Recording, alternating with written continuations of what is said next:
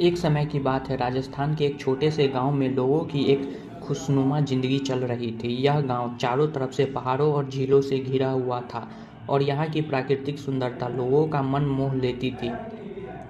पर इस गांव के बारे में एक रहस्यमयी बात चर्चा में थी। लोग कहते थे कि यहाँ एक भूतनी का साया मंडराता है। गर्मी का उन रातों में जब चांदनी अपनी पूरी रोशनी फैला रही होती थी, लोगों को अक्सर एक किरारती हुई आवाज़ सुनाई देती।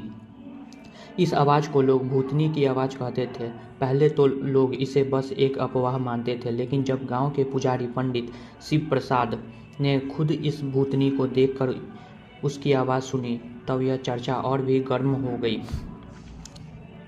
पंडित शिव प्रसाद ने बताया कि एक रात जब वह मंदिर में आरती कर रहे थे तो उन्होंने एक छाया को देखा। वह छाया बिल्कुल किसी विलासी स्त्री की थी, अपने लंबे बालों को खोले हुई और सफ़ेद साड़ी में लिपटी हुई।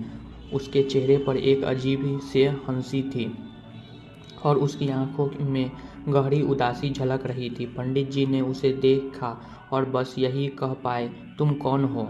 भूतनी ने कोई जवाब नहीं दिया और गायब हो गई।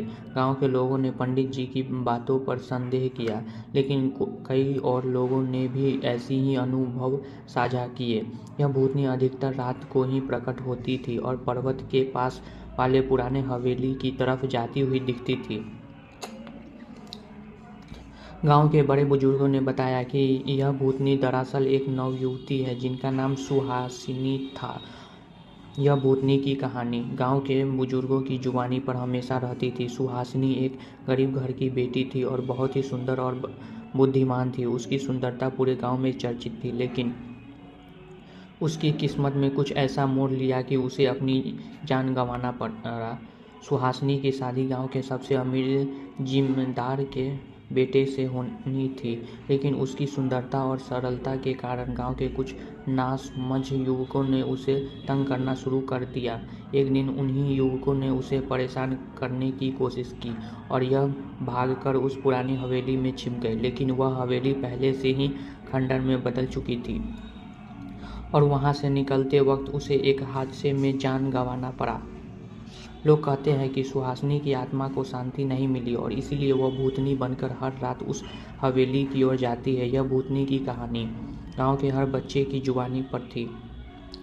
गांव वाले ने कई बार उस हवेली में जाने की कोशिश की, लेकिन हर बार उन्हें असफलता ही मिली। इस बीच गांव के कुछ युवकों ने एक नई योजना बनाई। उन्होंने फैसला किया कि वे मिलकर इस रहस्य को सुलझाएंगे और भूतनी की आत्मा को शांति दिलाएंगे।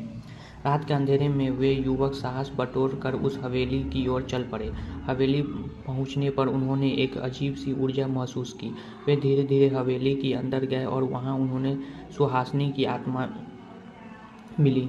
यह पूरी भूतनी की कहानी गांव के लोगों की सुहासिनी से ही सुनी। उस आत्मा को देखकर डर गए, लेकिन साथ ही उसे ध्यान से देखने पर देखा कि उसकी आंखों में दुख और पीड़ा झलक रही थी। तभी उनमें से एक युवक ने हिम्मत जुटाई और कहा, सुहासिनी, हम जानते हैं कि तुम्हारी आत्मा को शांति नहीं मिल पाई। हमें बताओ, हम तुम्हारी मदद कैसे कर सकते हैं? सुहासिनी ने धीरे धीरे कहा, मेरी आत्मा को बस एक सही दफन चाहिए। मुझे वहां दफन करो जहां मेरा असली घर था। युवकों ने उसे के निर्देशों का पालन किया और अगले दिन पूरा गांव मिलकर सुहासिनी के पुराने घर पर उसकी एक पवित्र धारा के निकट दफन किया।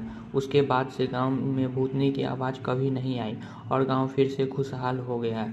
इस तरह एक युवा लड़की की दुख भरी कहानी ने गांव के लोगों को एक सच्चाई से रूबरू कराया और सबको यह सिखाया कि सच्ची शांति आत्मा को तब ही मिलती है जब इंसाफ और प्रेम का साथ हो।